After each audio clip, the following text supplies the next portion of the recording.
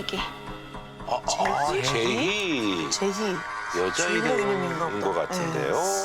이 사연의 주인공 김채경 씨는 이 이야기를 제보하면서 많이 긴장했다고 해요.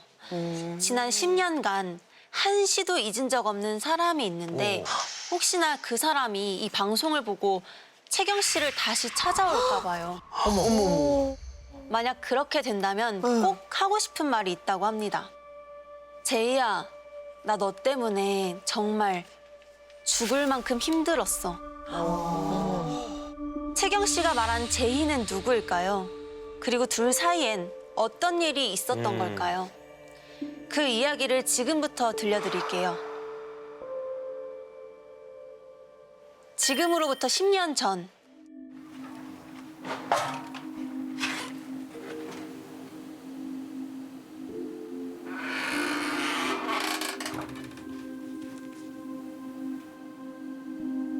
지금 몇 시야? 아빠가 일찍 다녀오겠지? 요즘이 어떤 세상인데? 저희 집이 워낙 엄해서 밤 9시를 넘으면 난리가 났거든요. 너무 빠르다. 결국 아빠랑 실컷 싸우고 침대 위에 드러누워 있는데 왔다.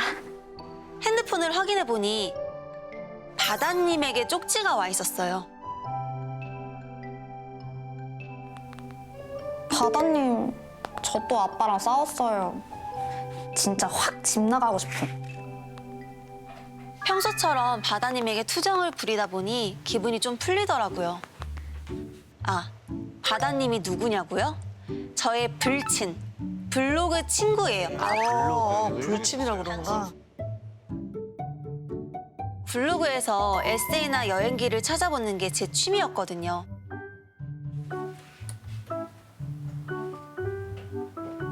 사진 너무 잘 찍으시는 것 같아요. 저도 사진 찍는 거 좋아하거든요. 쪽지를 보냈고 그렇게 대화가 시작된 거였죠. 그런데 한참 쪽지를 주고받던 저는 깜짝 놀랐어요. 알고 보니 바다님이 저랑 동갑이었던 거예요. 친구 진짜 완전 친구네. 심지어 옆 동네에 산다고 하더라고요. 왠지 운명처럼 느껴져서 우리 한번 만날래요? 그래, 만나면 어때?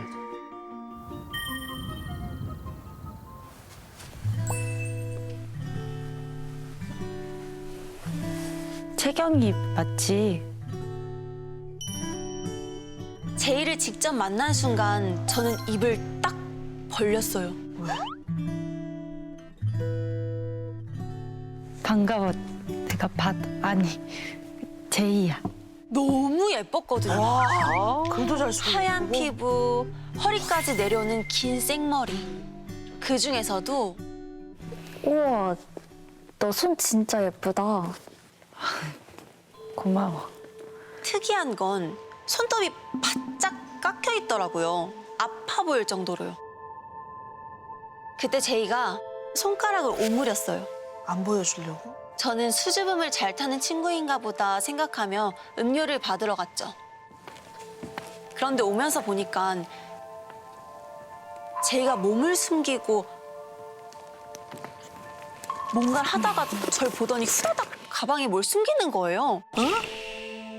물어볼까 하다가 첫 만남이고 해서 그냥 넘어갔죠. 나 사진 찍는 거 되게 좋아하거든. 진짜? 응. 그래서 맨날 이거 갖고 다녀. 그냥 찍어봐. 대화가 시작됐는데 생각보다 진짜 너무 잘 맞는 거예요. 잘 나왔다. 잘 나오겠다. 예쁘다. 또 동갑이니까. 제이는 책도 많이 읽고 전시회도 많이 다니고 꼭 언니처럼 어른스러웠죠. 게다가 저의 꿈인 자취도 하고 있었어요. 우리가 아주 워낙 이제 좁으니까. 아버지가 통금 씨가. 우와, 자취 너무 좋겠다. 우리 집 한번 놀러 올래? 아, 진짜? 좀 친해졌구나.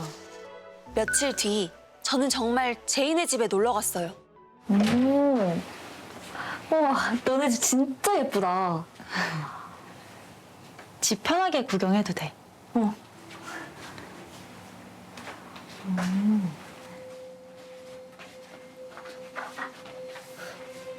여기저기 집을 구경하는데 제이가 손톱을 깎고 있더라고요. 결벽이 있나? 별로 길지도 않았는데요. 게다가 야, 너 집에 왜 이렇게 손톱깎이가 많아?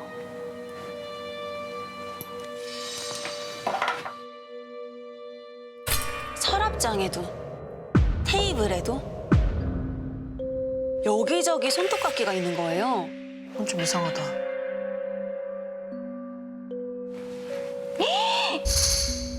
야, 너 손톱 다 닳겠다. 왜 이렇게 바짝 깎아? 그게 길면 아프니까. 차 끓여줄까?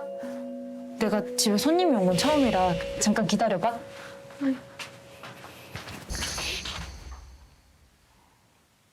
그러면서 제이는 아끼던 차도 내주고 책도 빌려주고 정말 잘해줬어요. 그 뒤로도 저는 자주 제이네 집에 놀러 갔어요. 제이를 만날 때마다 저는 늘 생각했어요. 왜 지금에야 만났을까? 라고요. 너무 잘 맞는구나. 그러던 어느 날 제이야, 나 오늘 너네 집에서 잘 수 있어. 어머, 부모님이 여행을 간 거예요. 아, 자연해. 고비 풀렸어, 고비 풀렸어. 저는 바로 맥주를 사서 제이네 집으로 달려갔죠. 야, 나도 성인인데 통금이 9시가 뭐야 진짜. 아, 우리 아빠 진짜 짜증나. 아빠랑 싸운 얘기를 또 하고 또 하는데 근데 나 가끔 너가 좀 부럽다. 난 혼자니까.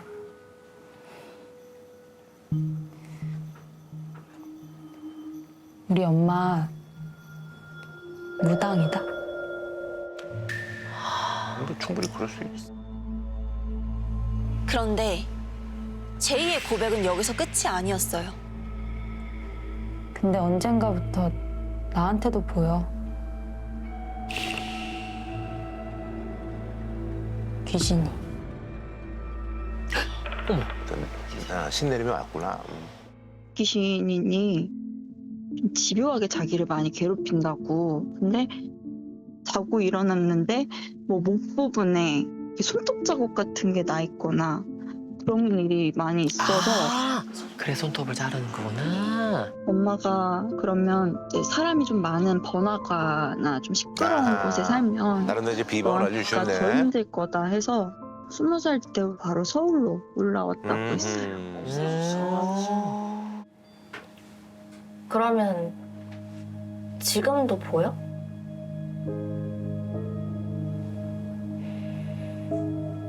아직 하나가 보여. 나랑 또래로 보이는 여자.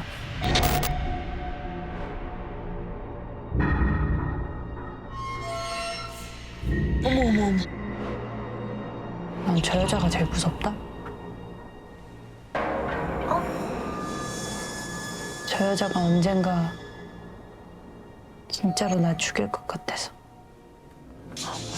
왜 어머 그런 생각을? 귀신은 실체 없는 영혼 아닌가? 그런데 어떻게 물리적인 공격을 하지? 사실 전 기독교라서 무속이나 귀신에 대해선 잘 몰랐거든요. 나는 잘은 모르겠지만 진짜 힘들었겠다.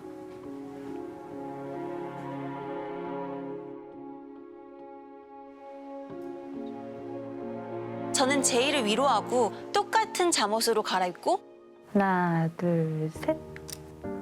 됐다. 폴라로이드 사진도 찍었죠. 사진에는 제이 하트 채경, 낙서도 하고요. 제이는 정말 즐거워 보였어요. 귀엽네, 귀여워. 우리 진짜 잘 만나 보다. 왜 이제야 만났을까?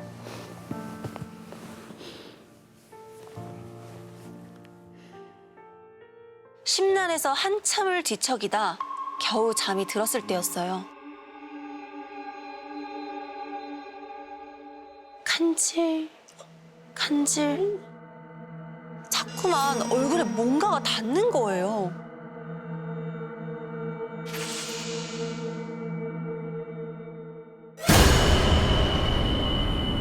진짜 죽이네. 죽이자. 진짜 죽이자. 어디서부터 찢을까?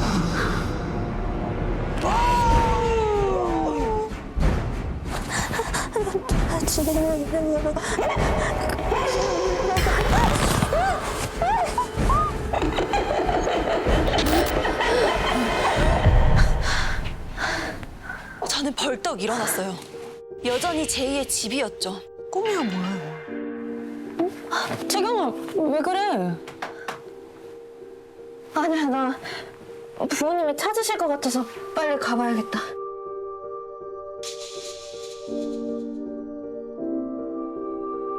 아, 기다려봐. 내가 집까지 데려다 줄게. 아니야, 나 진짜 괜찮아.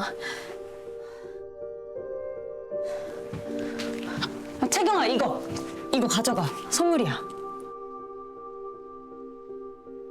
아휴,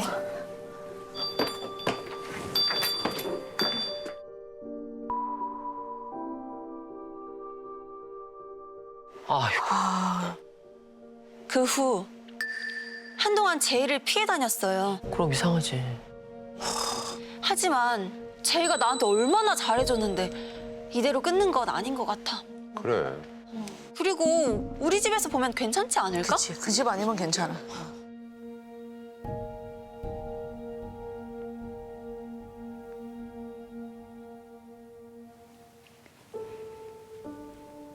요즘에 잘 지냈어?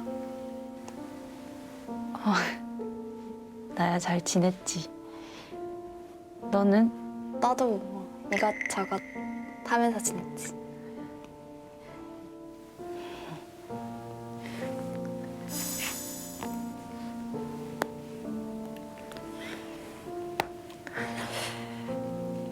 야, 너 지금 피나잖아. 손 줘봐.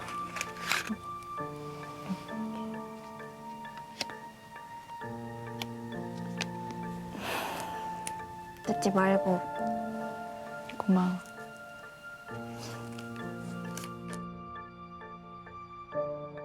자려고 누웠을 때 저는 조심스럽게 물어봤어요. 제이야. 응? 너 전에 귀신 본다고 했었잖아. 요즘에도 봐? 그러게. 요즘 본 적 없는 것 같은데. 생각해보니까 나 너 만난 다음부터인 것 같아. 전 생각했어요. 그래, 귀신은 없어. 그렇게 잠이 들었는데 시작은 또 그 느낌이었어요. 얼굴에 먼지가 닿는 듯한 간질간질한 그 느낌.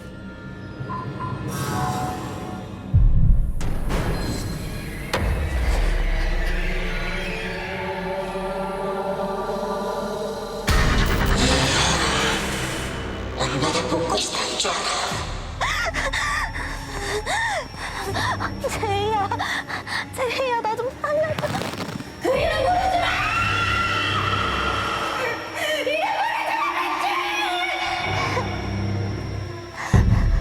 그런데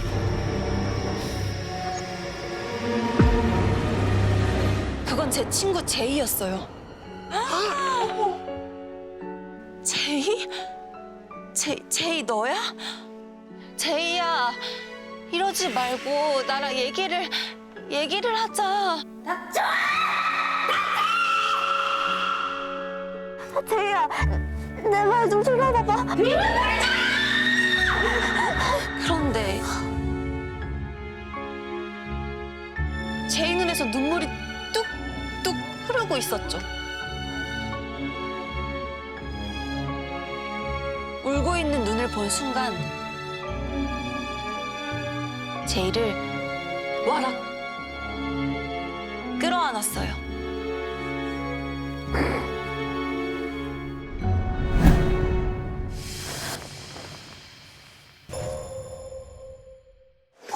제이 어디 갔어? 제이가 떠난 곳에 제이가 준 책 선물이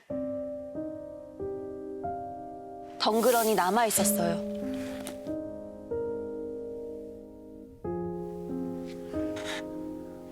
사랑하는 채경아, 너를 만나고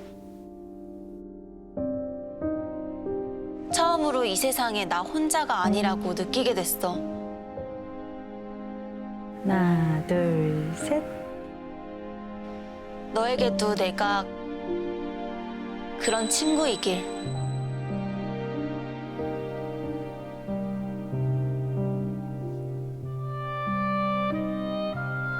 이 편지를 쓰면서 그리고 저를 떠나면서 제이는 어떤 마음이었을까요? 마지막으로 제이에게 꼭 전하고 싶은 말이 있습니다.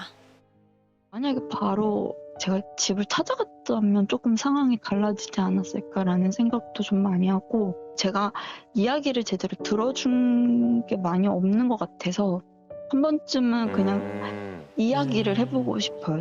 근데 사실 다시 만나서 똑같은 상황이 온다고 하면은 어떻게 할지는 저도 잘 모르겠거든요.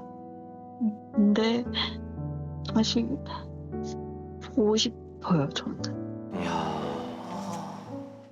오늘 사연은요, 아일랜드에 살고 계시는 이윤지 씨가 보내주셨는데요. 어디서 보내주셨네? 고등학교 1학년 때 이 사건을 겪은 윤지 씨는 결국 그 기억에서 탈출하듯 한국을 떠났다고 하는데요. 아, 그 정도로? 그녀를 17살에 가둬버린 2006년. 지금부터 제가 윤지 씨를 대신해서 들려드리겠습니다. 고등학교 1학년 때 저는 윤성아! 맨날 남친이 데리러 오는 개로 유명했었어요. 늘 교문에서 저를 기다리고 있던 한 남자. 누나! 제 남동생 때문이었죠. 아, 오해했군요. 아, 잠깐만, 나 줄 거 있어. 짜잔. 이거 뭐야? 누나 이거 갖고 싶다 그랬잖아. 오는 길에 생각나서 샀어. 잘했지? 아버지가 일찍 돌아가셔서 저희 남매는 다른 남매들보다 더 끈끈했어요. 늘 자기보다 저를 더 생각해주는 동생이 고마울 뿐이었죠. 보기 좋네. 그런데 제 동생이 매일 학교로 저를 데리러 오게 된 이유에는 다른 이유가 있었습니다. 사실 전 몇 달 전에 이사한 집에서 살해당할 뻔했거든요. 아파트로 이사한 첫날 밤이었습니다. 그날은 왜 이렇게 덥냐?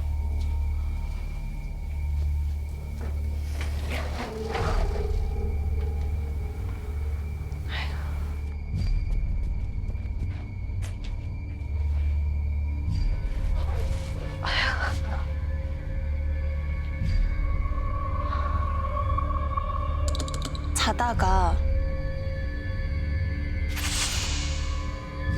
누가 저를 쳐다보는 것 같은 느낌에 눈을 떴는데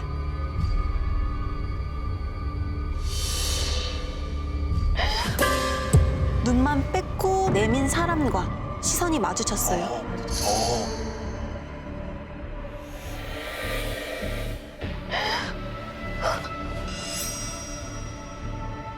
그런데 그때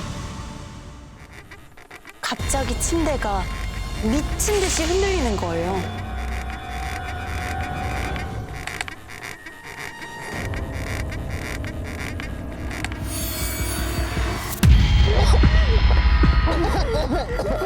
하얀 셔츠를 입은 여자가 제 목을 조르기 시작했어요.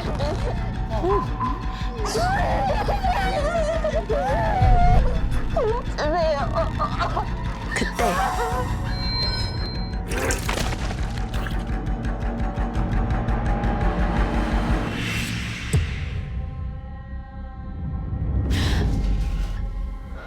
저는 그렇게 잠에서 깼습니다. 아, 꿈이야. 꿈이야? 그 끔찍한 꿈은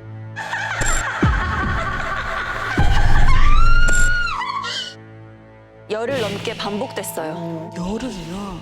밤마다 여자한테 시달리다 보니까 아예 뜬 눈으로 밤새는 날이 많아졌습니다. 이때까지만 해도 제가 시험 공부로 스트레스를 심하게 받고 있는 거라고 생각했어요.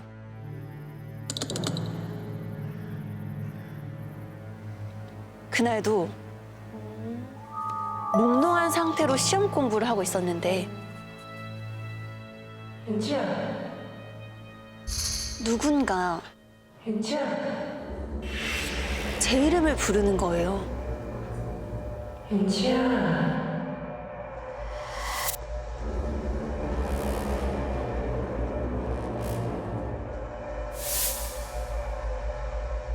그런데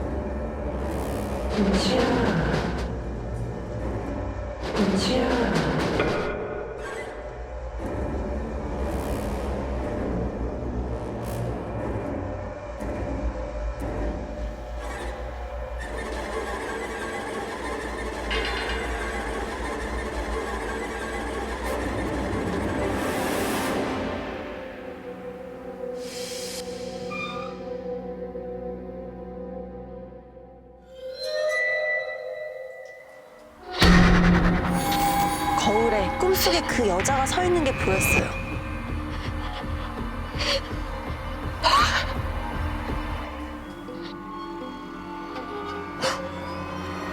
뒤를 돌아보니까 아무도 없었습니다. 하도 시달리니까 헛게 다 보이는구나.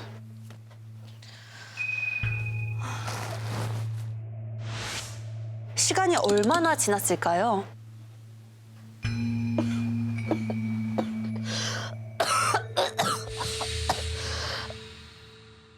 방 안에 뿌연 연기가 가득한 거예요. 불이 난 거야 뭐야?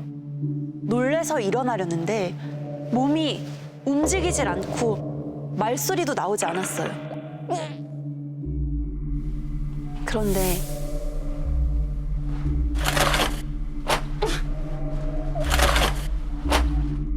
어디선가 뭔가를 찢고 바닥에 던지는 소리가 나는 거예요.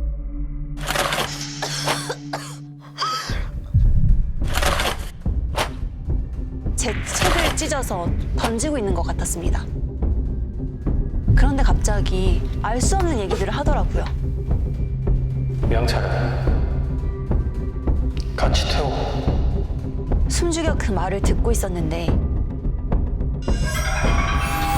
준비해. 저는 잠에서 깼어요.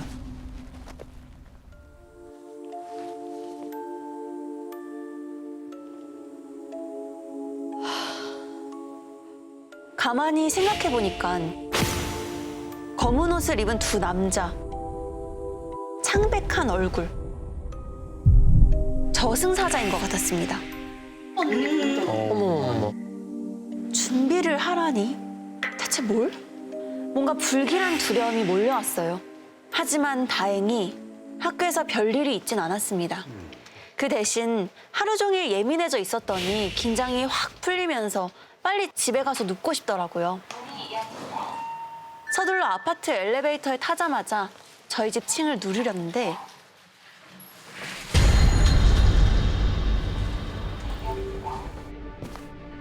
어떤 남자가 타는데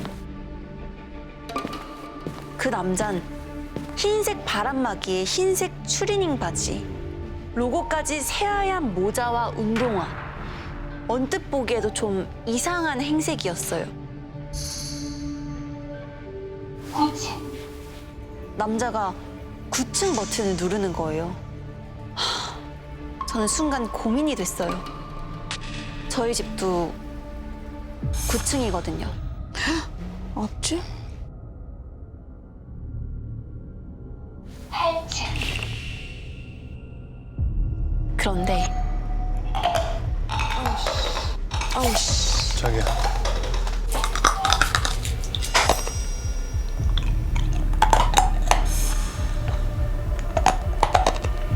가방 밖으로 웬 막대기 같은 게 삐져나와 있는 게 보이는 거예요. 저거 망치 손잡이 아닌가? 무서워. 그 순간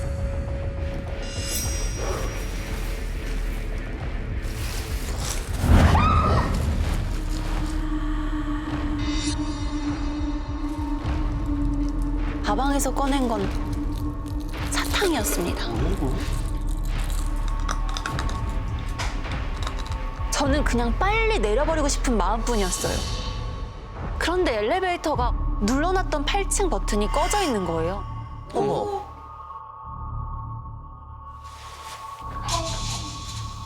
취소. 8층. 취소. 취소. 취소. 취소. 취소. 취소. 취소. 취소.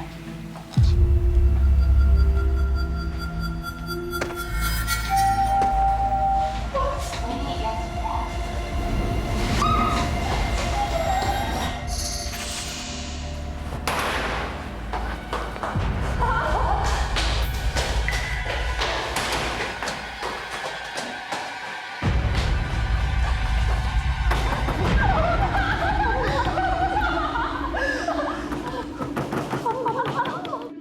집에 없어 그래. 열쇠. 가방을 막 뒤지는 순간 왔다. 저쪽 벽에서 저를 보고 있었어요.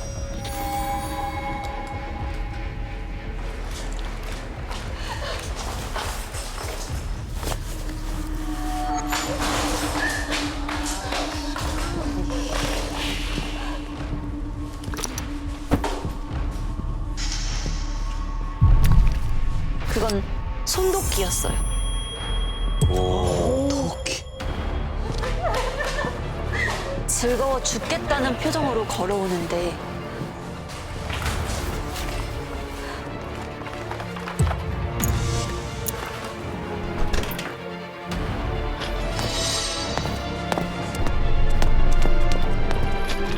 바로 앞까지 들이닥치는데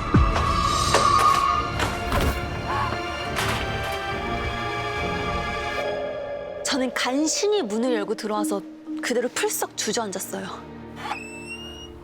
누나.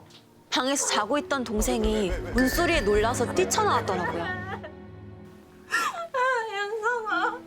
벌벌 떨면서 자초지종을 설명하는데 그 새끼 어딨어? 밖에 있어? 이씨. 화가 난 동생이 문을 벌컥 열어버린 거예요. 그 남자는 계속 아파트 복도에서 절 기다리고 있었나 봐요. 문을 확 열고 나와서 너 누구야? 라고 소리치니까 당황해서 계단으로 막 도망갔습니다. 경비 아저씨 말로는 원래 항상 잠가둔 옥상 자물쇠가 그가 강제로 문을 열려고 한 것처럼 파손되어 있었다고 하셨어요. 아마 그 흰옷 입은 그 남자가 절 옥상으로 끌고 가서 나쁜 짓을 하려던 게 아닐까 하시더라고요. 너무 무서워. 경찰을 불러서 같이 엘리베이터 CCTV를 확인해봤는데 얼굴이 하나도 안 잡혔다는 거예요. 벌써 사각지대가 어디인지 다 파악하고 있었던 거죠. 대신 아파트 주변에 다른 CCTV를 확인해본 결과 오랫동안 절 미행하면서 몇 시에 어디로 가는지 동선을 다 파악하며 예행 연습을 한 것 같다고 말씀해 주셨어요. 한두 번 해본 솜씨가 아니라서 다시 절 해치러 올 것 같으니 조심하라고 당부까지 들었습니다. 어머. 타겟이네 이거. 저는 그날 이후로 매일 트라우마에 시달렸습니다. 그 아저씨가 언제든 저를 다시 찾아올 것만 같았거든요. 그러다 하루는 집에 있는데 네, 잠시만요. 갑자기 초인종이 미친 듯이 울리는 거예요. 트라우마 생기겠다.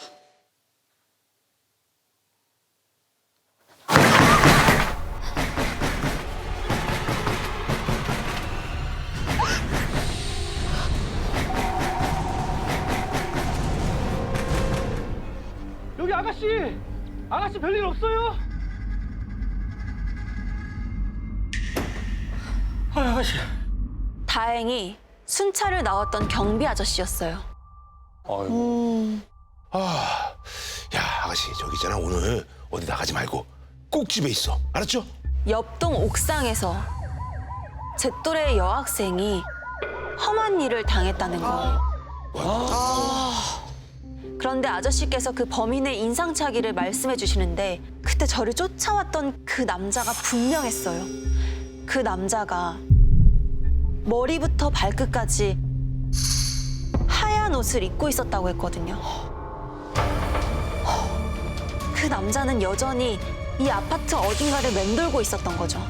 그 사건 이후로 저희 가족은 당장 이사를 하고 동네에 남은 제 모든 흔적을 지우려고 애를 썼지만 나 이 집이 진짜 너무 무서워. 오랫동안 트라우마를 극복하지 못하고 결국 홀로 한국을 떠났습니다.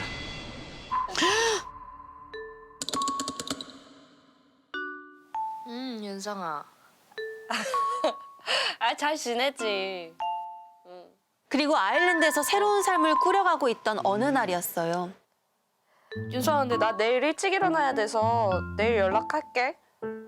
응. 자고 있는데 어디선가 매캐한 냄새가 나더라고요. 눈을 뜨니까 뿌연 연기로 가득 차 있었어요. 아일랜드에서. 이 연기. 준비해. 그때 악몽이 떠올라서 황급히 일어나려는데 제 몸이 움직이질 않는 거예요. 저는 그제서야 깨달았습니다. 뭐야 이거? 제 몸이 밧줄에 묶여 있다는 걸요. 그때 이제는 가야지. 그 남자들이었어요. 저승사자요. 여기까지 쫓아왔어? 그런데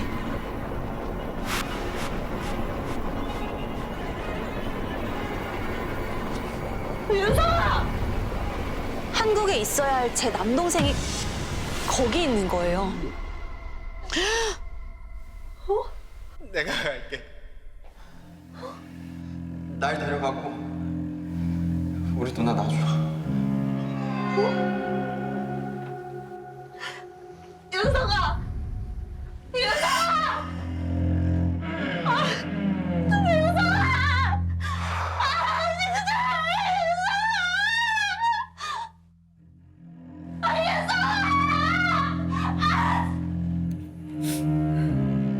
다행히 그건 꿈이었어요. 얼마 뒤에 한국에 있는 어머니에게서 전화가 왔었는데 남동생이 떠났다고 하더라고요. 어머, 뭐야? 뭐야? 윤성아! 누나.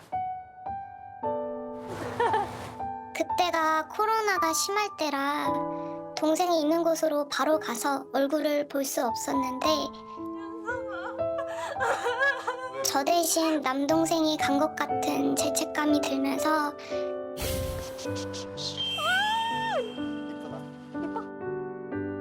이쁘다. 더 이상 동생을 만날 수 없다는 사실에 지금도 괴로운 마음으로 살고 있습니다.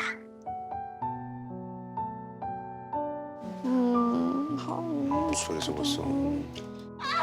저는 그날 죽었어야 하는 사람입니다.